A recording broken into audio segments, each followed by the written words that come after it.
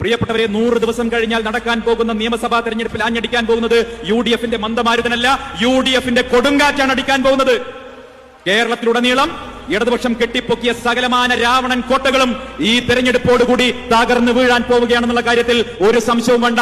അത് ധർമ്മടമാകട്ടെ, തലശ്ശേരിയാകട്ടെ, ബേപ്പൂരാവട്ടെ, കോഴിക്കോട് സൗത്ത് ആകട്ടെ, നോർത്ത് ആവട്ടെ, അങ്ങനെ കേരളത്തിൽ ഇവർ കെട്ടിപ്പൊക്കിയിട്ടുള്ള സകലമാന ഇടതു കോട്ടകളും തകർന്നടിയാൻ പോവുകയാണ്. ഒരു തർക്കവും ആ കാര്യത്തിൽ വേണ്ട. കോഴിക്കോടൊക്കെ ഇടതുപക്ഷം എത്രയോ കാലമായി കൈവശം വെച്ചിട്ടുള്ള തദ്ദേശ സ്വയംഭരണ സ്ഥാപനങ്ങൾ പലതും അവർക്ക് നഷ്ടപ്പെട്ടു.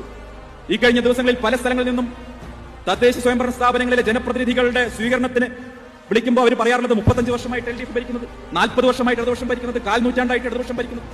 കേരളം മുഴുവൻ ഇതുപോലെയുള്ള അവസ്ഥയാണ്. മടുത്ത് വെറുപ്പിന്റെ അവസാനം ഇടതുപക്ഷ സർക്കാരിനെ പുറത്താക്കാൻ ജനങ്ങൾ തീരുമാനിച്ചുറപ്പിച്ച് പോളിംഗ് ബൂത്തിൽ പോയി വോട്ട് ചെയ്തതാണ്. ആ പോളിംഗ് ബൂത്തിൽ പോയി ജനങ്ങൾ വെറുപ്പിന്റെ അവസാനം വോട്ട് ചെയ്തപ്പോഴാണ് നമുക്ക് അനുകൂലമായിട്ടുള്ള ജനവിധി ഉണ്ടായത്.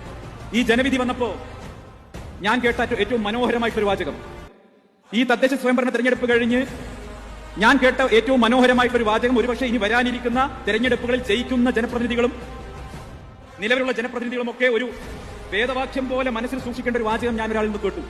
അത് മറ്റായിരുന്നുമല്ല, മഹാനായിട്ടുള്ള പാണക്കാട് സയ്യിദ് സാദിഖ് അലി തങ്ങളിൽ നിന്ന് ഞാൻ കേട്ട ഒരു വാചകമാണ്. അദ്ദേഹത്തെ കാണാൻ വന്ന ജനപ്രതിനിധികൾ പറഞ്ഞു, നിങ്ങൾ ജയിച്ചു വന്നതല്ല, നിങ്ങളെ ജയിപ്പിച്ചു വിട്ടതാണെന്ന ബോധ്യം നിങ്ങൾക്കുണ്ടാകണമെന്ന് മഹാനായ തങ്ങൾ പറഞ്ഞു. പ്രിയപ്പെട്ടവരെ, ഞാൻ അപ്പോൾ ഓർത്തു, ഈ വാചകം കേവലം ഈ തെരഞ്ഞെടുപ്പിൽ മാത്രം പ്രസക്തമായതല്ല, മറിച്ച് ഇനി വരാനിരിക്കുന്ന എല്ലാ തെരഞ്ഞെടുപ്പുകളിലും ജയിക്കുന്ന ജനപ്രതിനിധികൾ സുവർണ ലിപികളാൽ രേഖപ്പെടുത്തി വെക്കേണ്ട, എന്നും ഓർമ്മിക്കേണ്ട വാചകമാണ്. കാരണം ജയിച്ചു വന്നു കഴിഞ്ഞാൽ ജനങ്ങളെ മറക്കുന്നവർക്കുള്ള തിരിച്ചടിയാണ് ഈ തെരഞ്ഞെടുപ്പിൽ LDFന് കിട്ടിയത്. അത് നമുക്കൊരു പാഠമാകേണ്ടതാണ്.